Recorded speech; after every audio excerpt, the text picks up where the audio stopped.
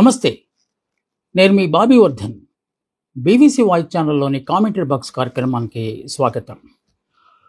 ఆంధ్రప్రదేశ్లోని సాంస్కృతిక రాజధానిగా పేరు పొందిన తెనాలి పట్టణంలోని ఐతానగర్లో కొందరు యువకుల్ని పోలీసులు దారుణంగా చితకబాదిన అంశం ఇప్పుడు రాష్ట్రంలో తీవ్ర దుమారాన్ని రేపుతోంది. పట్టపగలే అందరూ చూస్తుండగా పెద్ద పెద్ద కర్రలతో ముగ్గురు యువకులను బాదుతూ బూతులు తిడుతూ పోలీసులు చేసిన విన్యాసాలు సోషల్ మీడియాలో వైరల్ కావడంతో ఇప్పుడు రాష్ట్ర వ్యాప్తంలో దళిత సంఘాలు రోడ్ల మీదకి వచ్చాయి.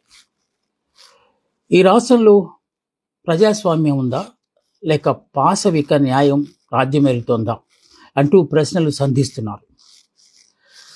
తెనాలికి చెందిన ఐతానగర్ 2 టౌన్ పోలీస్ స్టేషన్ పరిధిలో జరిగిన సంఘటన ఇది. ముగ్గురు యువకులు తమ స్నేహితుని పుట్టినరోజు పండుగకు వెళ్ళి వేడుకల్లో పాల్గొని వస్తుండగా వారికి ఒక పోలీస్ తారసపడ్డాడు. పనిలో పనిగా మామూలు అడిగాడని, అది నిరాకరించడంతో తమ మీద చేయి చేసుకున్నాడని యువకులు చెప్తున్నారు. అయితే ఆ ముగ్గురు బాగా తాగున్నారని, వారికి గంజాయి అలవాటు ఉన్నదని, ఆ గంజాయి తాగిన మత్తులో తనపై హత్యాయత్నం కూడా చేశారని కానిస్టేబుల్ చిరంజీవి గారు చెప్తున్నారు. అయితే ఈ నిందితుల్లో ముగ్గురులో 2 దళితులు, ఒకరు మైనారిటీ వర్గానికి చెందినవారు. ఇక్కడ కులాల ప్రస్తావన ఎందుకు వచ్చిందంటే, రాష్ట్రంలో ఈ మధ్య కాలంలో అనేక దాడులు దళితుల మీద, మైనారిటీల మీద ఎక్కువగా జరుగుతున్నాయని చెప్పి అటు సాధారణంగానే ప్రతిపక్ష పార్టీ వైఎస్ఆర్ కాంగ్రెస్ ఆరోపిస్తుండగా, ఈసారి మాత్రం దళిత సంఘాలు, పౌర హక్కుల సంఘాలు మాత్రం ఈ అంశాన్ని పదే పదే ప్రస్తావించటం ఇప్పుడు ఇది బాగా చర్చనీయాంశమైనట్టుగా మనకు కనిపిస్తోంది. నేరాలు చేసిన వాళ్ళను తప్పనిసరిగా శిక్షించాలి. ఆ శిక్షలు దళితులకు ఒక రకంగా, మైనారిటీలకు ఒక రకంగా, అగ్రవర్ణాలకు ఒక రకంగా ఉంటాయని మనం అనడం లేదు, అనకూడదు కూడా. ఎందుకంటే నేరం చేస్తే ఆ నేరానికి సరిపడా శిక్ష తప్పనిసరిగా ఆ నిందితులకు లేకపోతే ఆ నేరస్తులకు వేయాల్సిన అవసరం ఉంది. ఈ ముగ్గురు యువకులు ఎవరైతే ఉన్నారో వారు చేసిన నేరం గట్టి నేరం అయితే దానికి ఏ సెక్షన్లు వర్తిస్తాయి, ఆ సెక్షన్ల ప్రకారం వాళ్ళని శిక్షించాల్సిన ధర్మం తప్పనిసరిగా న్యాయ వ్యవస్థకు ఉంటుంది. న్యాయస్థానాలు మాత్రమే శిక్షలు విధిస్తే ఆ శిక్షలను అమలు చేయాల్సిన బాధ్యత పోలీసుల మీద ఉంటుంది. కానీ న్యాయాధికారాన్ని కూడా పోలీసులే చేతుల్లోకి తీసుకుని శిక్షలు అమలు చేసే అధికారం మాత్రం పోలీసులకు లేదని స్పష్టంగా పోలీస్ మాన్యువల్లో పేర్కొన్నారు. ఇలాంటి సందర్భంలో ఎందువల్ల ఈ ముగ్గురు యువకుల్ని బజార్లోకి ఈడ్చుకొచ్చి ముగ్గురిని వరుసగా కూర్చుండబెట్టి మార్చి ఒకరిని ఇంకొకరిని ఇలాగా పొడవాటి, అవి లాఠీలు మామూలుగా వాడే లాఠీలు కూడా కాదు, పొడవాటి కర్రలు, బలమైన కర్రలు, ఆ కర్రలు తీసుకుని శక్తి మీర వాళ్ళన్న పాదాల మీద కొట్టడం, అంటే వాటిని మనం పోలీస్ దెబ్బలు అంటాం. మరి ఎక్కడైనా కొడితే గాయాలు కనపడతాయి కనుక పాదాల మీద కొడితే గాయాలు ఉండవు అనేది ఒక సూత్రం, పోలీసులు పాటించే ఒక సూత్రం. పైగా ఈ కొడుతున్నప్పుడు ఈ పోలీసులు ఆ నేరస్తులు, అంటే ఎవరైతే నిందితులు ఉన్నారో ఆ నిందితుల మీద పుత్రవాత్సల్యం బాగా చూపించారు. అంటే అని ప్రారంభించి విపరీతమైన బూతులతో వాళ్ళను కొట్టడం ప్రారంభించారు. అందరూ చూస్తుండగానే పట్టబగలు బజార్లో చేసిన పని. దీన్ని మనం 3rd డిగ్రీ అంటాం. ఈ 3rd డిగ్రీ ప్రయోగించడం అనేది బహిరంగ ప్రదేశాల్లో చేస్తారా మామూలుగా? ఇలాంటి చాలా ప్రశ్నలు వస్తాయి. మనం ముందు దాని గురించి మాట్లాడదాం. అసలు ఏం జరిగింది, ఎందువల్ల ఇదంతా జరిగింది, ఇది రాష్ట్ర వ్యాప్తంగా ఆ మాటకు వస్తే ఒకవేళ దేశవ్యాప్తంగా కూడా ఈ సంచలనం అనేది ఎందుకు విస్తరిస్తోంది అనే దాని కనుక మనం అని కొంచెం లోతుగా వెళ్తే ఆ ముగ్గురు యువకులు చెప్తున్న వెర్షన్ అయితే, తమ స్నేహితుడి పుట్టినరోజు వేడుకలకు వెళ్ళి వస్తుండగా పోలీస్ మమ్మల్ని అటకాయించాడు. కాకుంటే అతను పోలీస్ అని మాకు తెలియదు, ఎందుకంటే యూనిఫామ్లో లేరు, ఆయన మఫ్టీలో ఉన్నారు. పైగా మమ్మల్ని మామూలు అడిగారు, మామూలు అడుగుతూ సిఐ ఇవ్వమన్నారని చెప్పారు. ఈ మధ్యకాలంలో ఇలా నకిలీ వేషాలు చాలామంది వేస్తున్నారు కనుక ఆ అనుమానంతోనే మేము ఇచ్చేది లేదని చెప్పేశాము. అప్పుడు మనం కాలర్లు పట్టుకుని ఆయన కొట్టడానికి ప్రారంభించాడు. కాలర్లు పట్టుకునే దాకా వస్తే మేము కూడా తిరగబడ్డాము. అంతే తప్ప అతన్ని చేయి చేసుకోవడం కానీ అలాంటిది ఏమి చేయలేదని యువకులు చెప్తుంటే, వాళ్ళు ఫుల్గా తాగి ఉన్నారు. పైగా గంజాయి వాళ్ళకి బాగా అలవాటు ఉంది. మా స్టేషన్లో వాళ్ళ మీద రౌడీ షీట్లు కూడా ఓపెన్ చేశాము. వాళ్ళది నేర చరిత్ర ఉన్నది. పైగా నాతో వాదులు ఆడుతూ బండి దిగండి, ముగ్గురు ఒకే బండి మీద వస్తున్నారు, బండి దిగండి నేను చెప్పినప్పుడు వాళ్ళు చాలా మత్తులో ఉన్నారు. మత్తులో ఉండి కత్తి దూశారు నా మీదకి అని చెప్పి కానిస్టేబుల్ చిరంజీవి గారు వాంగ్మూలం ఇస్తున్నారు. సో ఈ రెండిట్లో ఏది వాస్తవం అనే దాని మీద పూర్తిగా లోపలికి వెళ్తే తప్ప ఈ అంశం బయటికి రాదనేది మనకు తెలిసిన విషయమే. అయితే ముగ్గురిని వరుసగా కూర్చోబెట్టి ఒకరి తర్వాత ఒకరిని కొట్టడం జనాలు అందరూ చూసి ఆశ్చర్యపోయారు. ఏమిటిది అంటే, సాధారణంగా పోలీసులు ఎలాంటి చర్యలు ఎందుకు తీసుకుంటారంటే, మరొకడు ఈ నేరం చేయకుండా ఉండటం కోసం. అలాంటి నేరాలు చేస్తే, ఇప్పుడు వాళ్ళు నేరం అని ఏదైతే చెప్తున్నారో అలాంటి నేరాలు చేయకుండా ఉండాలంటే బహిరంగంగానే, ఆ గతంలో కూడా విజయవాడ నగరంలో ఇలాంటివి చేసేవారు. రౌడీ షీటర్లు అందరం తీసుకొచ్చి వరుసగా కూర్చోబెట్టి బాధేయటం అనేది గతంలో కూడా జరిగింది. సో దాని మీద చాలా చర్చలు జరిగినాయి. మానవ హక్కులు కూడా అప్పట్లో, మానవ హక్కు సంఘాలు కూడా అప్పట్లో స్పందించాయి. ఆ పోలీస్ అధికారుల మీద కూడా చర్యలు తీసుకున్నట్టుగానే మనకి అప్పట్లో సమాచారం మనకు వచ్చింది. ఈ ముగ్గురు యువకులు, కానిస్టేబుల్ చిరంజీవి గారు చెప్తున్న వెర్షన్ ప్రకారము ఈ ముగ్గురు యువకులు నిజంగానే కరుడుగట్టిన నేరస్తులు అనుకుందాం. ఒకవేళ గంజాయి మత్తులో ఉన్నారని చెప్తున్నారు. సో గంజాయి తెనాలిలో లభ్యమవుతుందని చెప్పడానికి వారు చెప్పిన మాటలే ఇప్పుడు మనకు ఉదాహరణగా చెప్పుకోవాల్సిన పరిస్థితి ఏర్పడింది. ఇక్కడ అంత భయంకరంగా కర్రలు అందరూ చూస్తూ ఉండగా కనీసం రహస్యంగా ఆయన కొట్టి తప్పించుకునే ప్రయత్నం కూడా చేయలేదు పోలీసులు. డైరెక్ట్గా 3rd డిగ్రీ ఉపయోగించి వారి మీద తీవ్రమైన ఆరోపణలు చేశారు. సో ఇక్కడ అనేక ప్రశ్నలు మనకి ఉత్పన్నమవుతాయి. వాటిల్లో ఒకటి, 3rd డిగ్రీ అనే దాన్ని ఎప్పుడు ఉపయోగిస్తారు? ఒకటి, బహిరంగ ప్రదేశాల్లో ఒకవేళ 3rd డిగ్రీ ఉపయోగిస్తే బహిరంగ ప్రదేశాల్లో ఈ 3rd డిగ్రీని ఉపయోగించవచ్చా? ఇంతకు ఆ యువకుల మీద ఏ కేసులు నమోదు చేశారు? అవి రిజిస్టర్ అయినాయా? వాటి మీద ఛార్జ్ షీట్లు ఉన్నాయా? ఎఫ్ఐఆర్లు ఉన్నాయా? ఏ సెక్షన్ల కింద కేసులు నమోదు చేశారు? నేరం చేసినట్టు తేలితే 24 గంటలలోపే కోర్టులో ప్రవేశపెట్టాలి కదా, ఎందుకు చేయలేదు?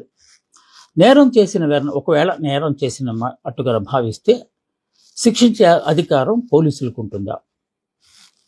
వారిని కోర్టులో ప్రవేశపెట్టిన తర్వాత ఒకవేళ న్యాయమూర్తి వాళ్లకు కస్టడీ, వీళ్ళు పోలీసులు కోరినప్పుడు కస్టడీ కనిపిస్తే అప్పుడు ఇంట్రాగేట్ చేయడానికి ఏమైనా ఆస్కారం ఉంటుంది తప్ప ముందుగానే ఇంట్రాగేట్ చేసేసి చిత్రహింసలు పాలు చేసి ఆ తర్వాత మన సినిమాలలాగా కుంటుకుంటూ గుడ్డుకుంటూ జడ్జి గారి ముందుకు వెళ్ళి చేస్తే ఆవిడ పడిపోయాడండి అందుకే దెబ్బలు తగినాయి ఏదో అట్లాంటిదో, లేకపోతే పారిపోతానికి ప్రయత్నించాడండి అని చెప్పడం మనం సినిమాలో చూస్తూ ఉంటాం. కానీ ఇక్కడ ఈ ప్రశ్నలు, ఒకవేళ కానిస్టేబుల్ మీద, అదే చిరంజీవి గారి మీద హత్యా ప్రయత్నం జరిగిందని చెప్పారు కదా, ఆ హత్యా ప్రయత్నం జరిగిన మాట వాస్తవం అయితే ఎమ్మెల్సీ చేయించారా, అంటే మెడికల్ లీగల్ కేసుగా దాన్ని నమోదు చేశారా? దీన్ని కూడా మనం ఇక్కడ ప్రశ్నించాల్సిన ఆస్కారం ఉన్నది. ఇన్ని ప్రశ్నలకు సమాధానం దొరికితే కానీ ఇప్పుడు మనం అనుకుంటున్న ఈ రాష్ట్ర వ్యాప్తంగా సంచలనం రేకెత్తిస్తున్న ఈ సంఘటనకు సంబంధించి చిక్కుముడి విప్పే అవకాశం లేదు.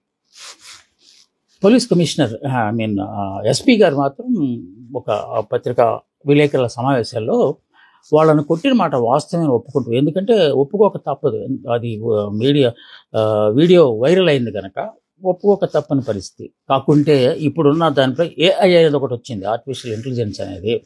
సో కృత్రిమ మేధలోని ఇవన్నీ సృష్టించారు అని అబద్ధాలు చెప్పే ప్రయత్నం అయితే ఎస్పీ గారు చేయలేదు. ఆయన ఒప్పేసుకున్నారు కొట్టేశారని. కానీ ఆయన కూడా వీళ్ళది చాలా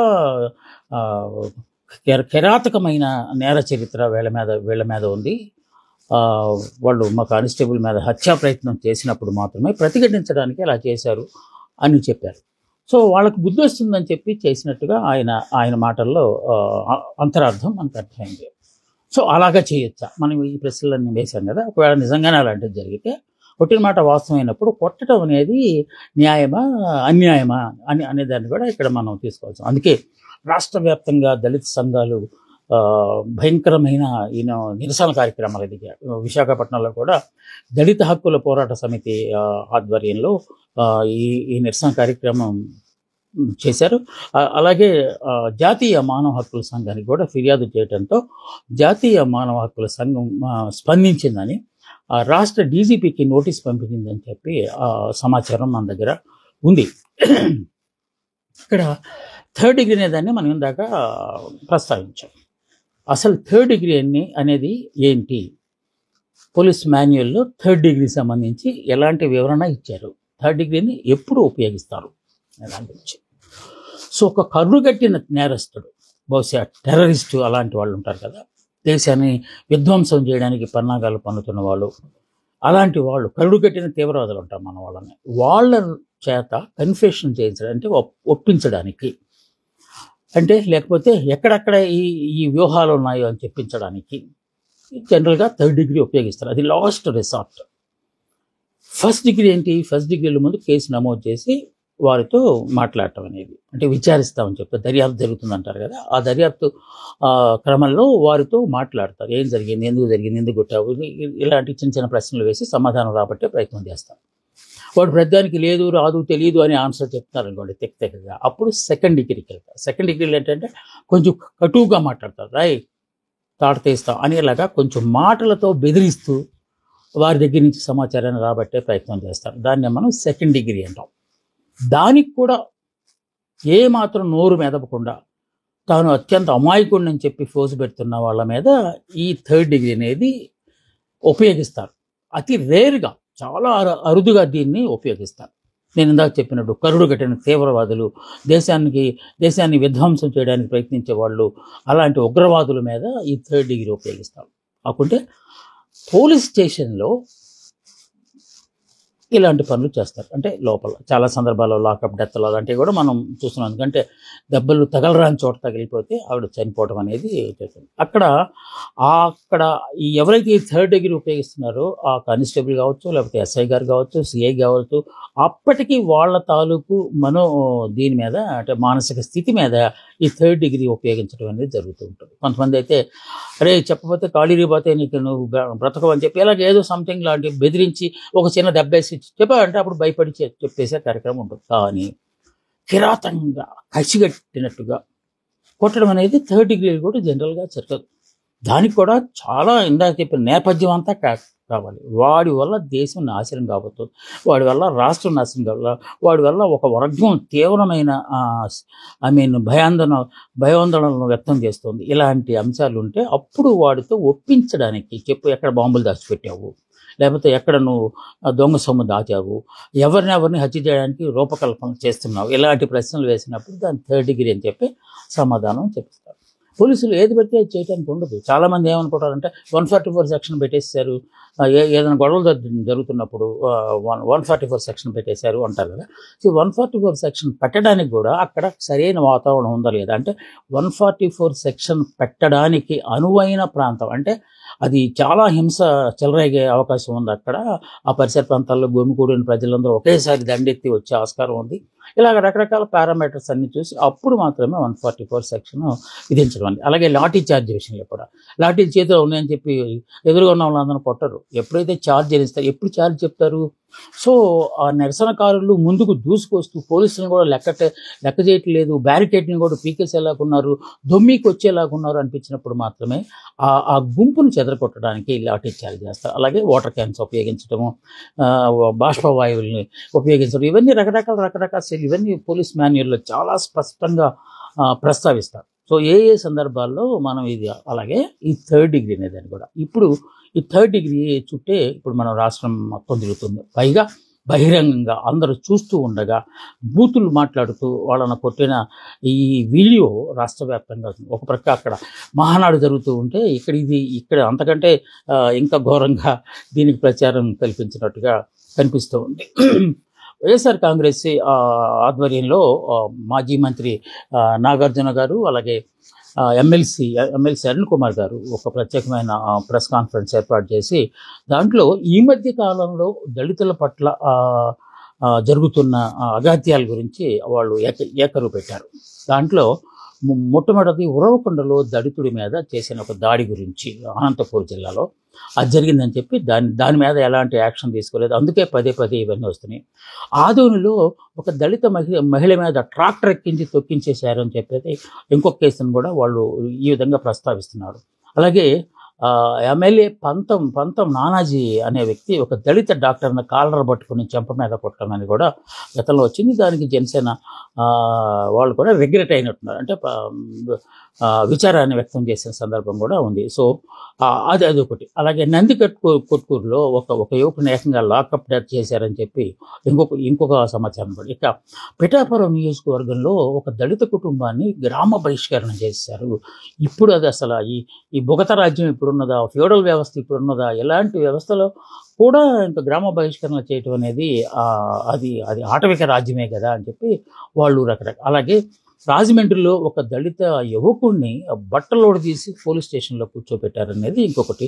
అలాగే చిత్తూరు జిల్లాలో మరొక కేసు కూడా వాళ్ళు ఉదహరిస్తున్నారు. ఏది మూత్రం తాగించి ఇలాంటి కేసులు కూడా అన్ని ప్రస్తావించి ఇన్ని కేసులు దళితుల మీద జరుగుతూ ఉంటే రాష్ట్రం ఏం చేస్తోంది? పైగా రాష్ట్రంలో హోంశాఖ మంత్రిగా దళిత మహిళ ఉన్నప్పటికీ ఇలాంటి అగాత్యాలు జరుగుతుంటే ఏం చేస్తున్నారు? అంటే దళిత మహిళ హోంమంత్రిగా ఉన్నంత మాత్రాన దళితులకు మాత్రమే న్యాయం చేయలేనే దాని వాదన కాదు, కానీ సాధారణంగా అడుగుతారు. ఎందుకంటే కాస్తలో కొంత మానవత్వం ముహించాలి కదా దాని గురించి. దీనికి ప్రతిగా కూటమి ప్రభుత్వం కూడా ఎదురుగా మాట్లాడే కార్యక్రమాలు చేసింది. వాళ్ళు కూడా గతంలో డాక్టర్ సుధాకర్ కేవలం మాస్కులు లేవు అన్నందుకు అతన్ని పిచ్చివాళ్లాగా చిత్రీకరించి విశాఖపట్నం వీధుల్లో అర్ధనగ్నంగా ఊరేగిస్తూ అతను కొట్టుకుంటూ తీసుకెళ్లేదా? అప్పుడు ఈ దళిత సంఘాలన్నీ ఏమైపోయాయని ఒక ప్రశ్న వేస్తున్నారు. అలాగే దళిత అమాయక యువకుల్ని ఇప్పుడు ఈ ముగ్గురు యువకుల మీద ఇంత దారుణంగా పోలీసులు దాష్టీకం చేశారు కదా అని చెప్పి వీళ్ళు మాట్లాడుతుంటే అవతల కోడికత్తి సీన్ కూడా దళితుడే కదా, అతన్ని ఎందుకు కనీసం వాయిదాలకు కూడా వెళ్లకుండా అన్నాళ్ళు అతన్ని జైల్లో పెట్టి ఆ కేసు తేలకుండా చేస్తున్నారు?